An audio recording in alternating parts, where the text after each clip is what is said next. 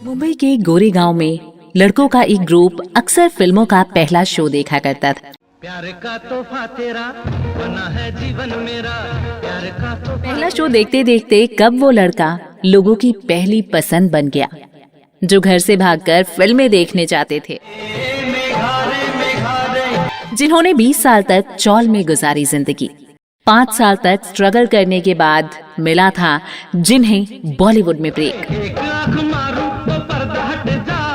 Junior artist से career की थी शुरुआत। तुम्हारा नाम अभी तय नहीं किया। कैसे बने वो एक बड़े स्टार और तय किया 100 रुपए से करोड़ों तक का सफर। मार गई मुझे तेरी जुदाई, जिनके लिए लड़कियां दीवानी हुआ करती थी। तेरे हाथों में पहना के चूड़ियां के मौज बंजारा ले गया, जिनको 14 साल की उम्र में दिल दे बैठी थी एक लड़की।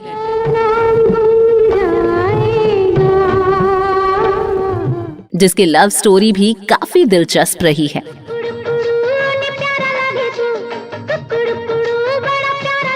यही नहीं, एक कॉल की वजह से हुआ था इनका हेमा मालिनी से ब्रेकअप।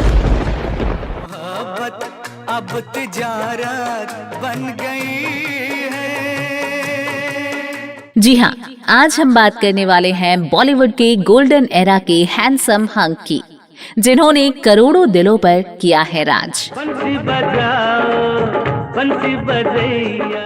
बॉलीवुड में जंपिंग जैक के नाम से मशहूर none other than one and only Jeetu ji.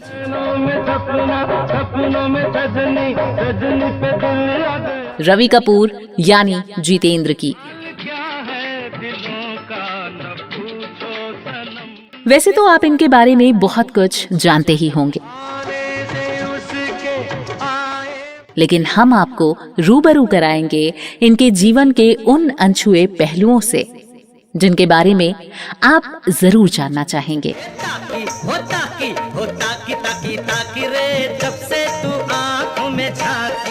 Friends, superstar Jitendra ने हिंदी सिनेमा में अपना बड़ा नाम किया,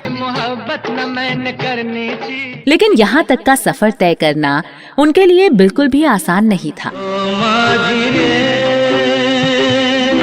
रुपहले पर्दे पर लगभग 4 दशक तक राज करने वाले दिग्गज अभिनेता जितेंद्र का जन्म 7 अप्रैल 1942 को अमृतसर, पंजाब में अमरनाथ और कृष्णा कपूर के घर, यानी 80 साल के हो चुके हैं हमारे ये लेजेंड सुपरस्टार। बार बार दिन ये आए, बार बार दिल ये गाए, happy birthday to you, happy birthday to you. Jeetendra का जन्म भले ही पंजाब में हुआ हो, परंतु इन्होंने अपना बचपन गिरगांव, मुंबई में बिताया। ये उस समय रामचंद्र नामक बिल्डिंग में एक मिडिल क्लास लोकेलिटी में रहते थे। इनकी आज भी उस जगह से कई यादें जुड़ी हुई हैं। आज भी हर साल गणेश उत्सव के समय जितेंद्र वहां जाते हैं और अपनी बचपन की यादों को आज भी ताजा करते हैं।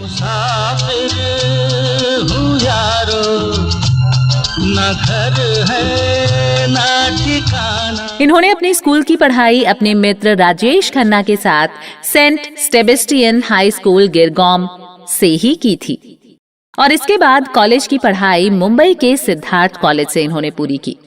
ये बहुत बड़ी बात है कि उन्होंने उस समय फिल्मों में आने के बावजूद भी अपने कॉलेज की पढ़ाई को पूरा किया था। आदमी मुसाफिर है। आपको शायद पता ना हो, लेकिन जितेंद्र का असली नाम रवि कपूर था। जितेंद्र ने अपनी जिंदगी की शुरुआती 18 साल मुंबई की एक चौल में गुजारा। उनके पिता और अंकल फिल्मों में ज्वेलरी सप्लाई का काम किया करते थे। जितेंद्र जब कॉलेज में थे तब उनके पिता को हार्ट अटैक आ गया, जिसकी वजह से घर की आर्थिक स्थिति खराब होने लग गई। ऐसे में जितेंद्र ने अपने अंकल से कहा कि आप मुझे प्रोड्यूसर वी शांताराम से मिलवा दीजिए। जब जितेंद्र वी शांताराम से मिले तो उन्होंने कहा, तुम भले ही कोशिश कर लो, लेकिन मैं तुम्हें फिल्मों में कोई चांस नहीं देने वाला हूँ। और कुछ दिनों के बाद वी शांताराम के यहाँ से ही जितेंद्र को बुलावा भेजा गया। जितेंद्र इस बात से खुश थे कि शायद उन्हें कोई अच्छा रोल मिलेगा। लेकिन बाद में पता चला कि जिस दिन कोई जूनियर आर्टिस्ट सेट पर नहीं आएगा उस दिन उनको काम मिला करेगा। खुशी की वो रात आ गई, कोई गीत जगने दो। और इस तरह से जितेंद्र को महज 17 साल की उम्र में साल 1959 में अभिनय करने का पहला मौका मिला। उन्होंने अपने सिने करियर की शुरुआत 1959 में प्रदर्शित फिल्म नवरंग से की थी,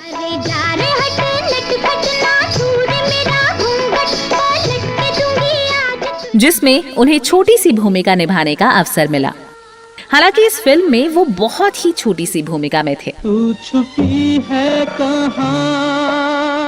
जितेंद्र के पास कोई दूसरा ऑप्शन भी नहीं था। आधा है चंद्रमा रात आधी, रह न जाए। इसी वजह से 150 रुपया महीना पर उन्होंने इस काम के लिए हाँ कर दी। अलबेला मौसम।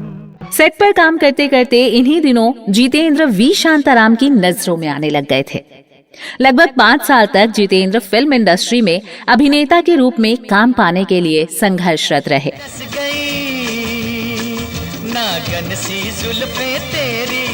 साल 1963 यानी 1963 में आई फिल्म सेहरा के बाद जब वी शांताराम ने अपनी अगली फिल्म की शुरुआत की तो उन्होंने स्क्रीन टेस्ट के लिए जितेंद्र को बुलवाया। जितेंद्र हैरान थे क्योंकि फिल्म सेहरा के लिए दिए गए स्क्रीन टेस्ट में उन्होंने 30 टेक दिए थे। फिर भी वो एक डायलॉग को ठीक से नहीं बोल पाए थे। इसके बावजूद उन्हें अगली फिल्म के लिए स्क्रीन टेस्ट के लिए बुलाया जा रहा था। हालांकि जितेंद्र ने हिम्मत नहीं हारी और उन्होंने स्क्रीन टेस्ट दिया, जिसमें उनका चयन भी हो गया और वो फिल्म थी गीत गाया पत्थरों ने। और इस तरह 1964 में उन्हें शांताराम की फिल्म गीत गाया पत्थरों ने में काम करने का अवसर मिला। ये मत भूलना बेटा कि कला एक तरह की तपस्या है। विद्या जिंदा। और इस बार वो फिल्म में मुख्य भूमिका में नजर आए। इस फिल्म से जितेंद्र अपनी पहचान बनाने में कामयाब रहे। बहुत ही कम लोगों को पता है, लेकिन वी शांताराम ने ही उनका नाम रवि कपूर से बदलकर जितेंद्र रख दिया था।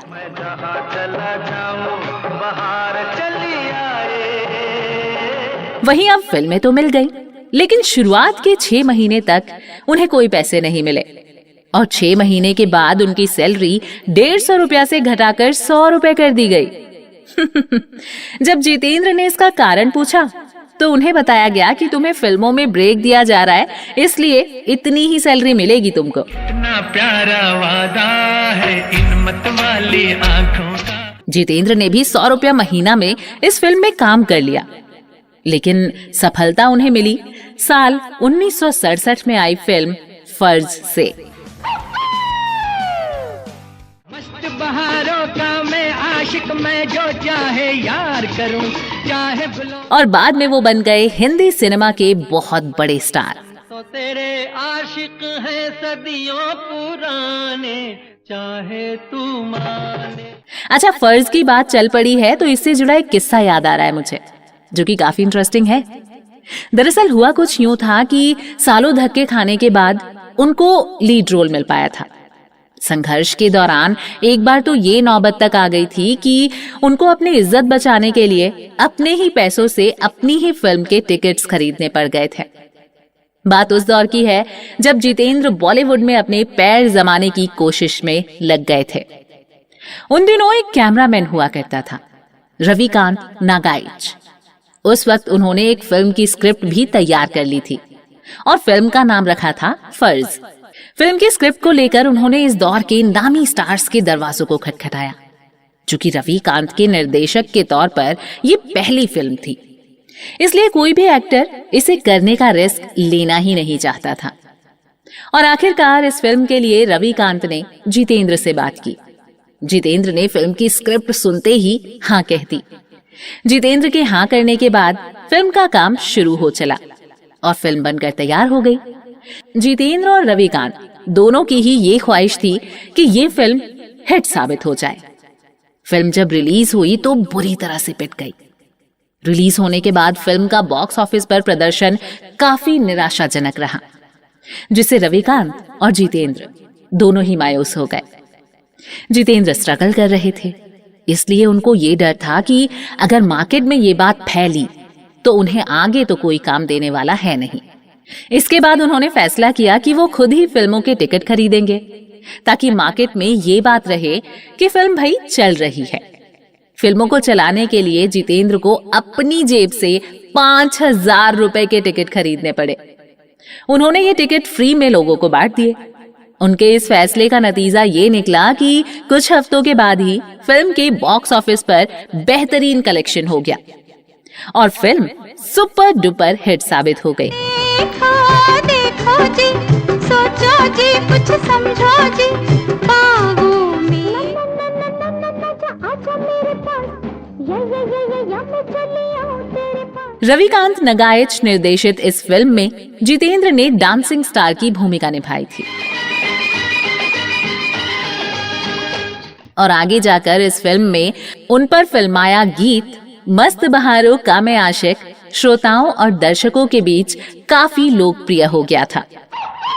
मस्त बहारों का मैं आशिक, मैं जो चाहे यार। फर्ज की सफलता के बाद डांसिंग स्टार के रूप में जितेंद्र की छवि बन चुकी थी। इस फिल्म के बाद निर्माता निर्देशकों ने अधिकतर फिल्मों में उनकी डांसिंग छवि को भुनाया। वाह वाह वाह खेल शुरू हो गया, कुछ मुझे मिला और कुछ खो गया।